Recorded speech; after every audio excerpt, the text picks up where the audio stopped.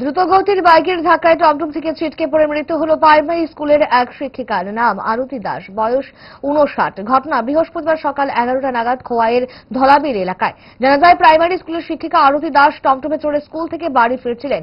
এই সময় হঠাৎই একটি দ্রুতগতির বাইক টমটমটিকে ধাক্কা মারে। এর ফলে শিক্ষিকা ছিটকে পড়ে যায় এবং ঘটনাস্থলেই তার মৃত্যু হয়।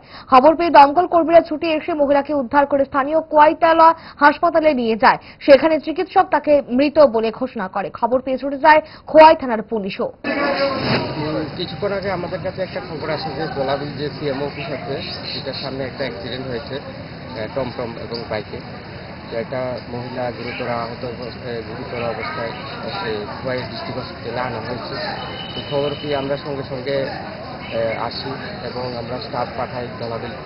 তো হসপিটালে এসে জানতে পারি রোগীটা ব্রড ডেথ হয়েছে। তো যতটুকু জানতে পেরেছি, রোগীটার নাম আরতি দাস, বয়স 59। উনি নাকি প্রাইমারি টিচার। তো ওনার কাজে যাওয়ার সময় এই দুর্ঘটনাগ্রস্ত হয়েছে। তো আমরা এখন যে ইনভলভ বাইক বা টমটম আমরা এগুলি শনাক্তকরণের চেষ্টা করছি এবং ড্রাইভার যে চালক যারা ছিল তাদেরকে আমরা ধরার চেষ্টা করছি। বাইকটা কি আটক করা সম্ভব হচ্ছে?